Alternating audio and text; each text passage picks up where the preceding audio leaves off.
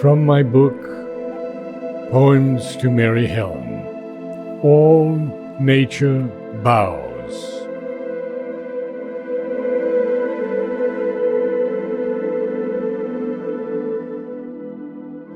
I hold your beauty fresh within this heart, and in mind's eye see the breezes blow, tossing the curls of your light auburn hair.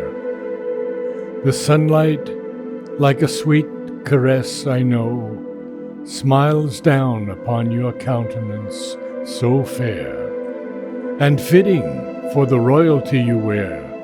So easily the stars above you glow, to form a diadem of splendor rare. All nature bows as you in peace depart.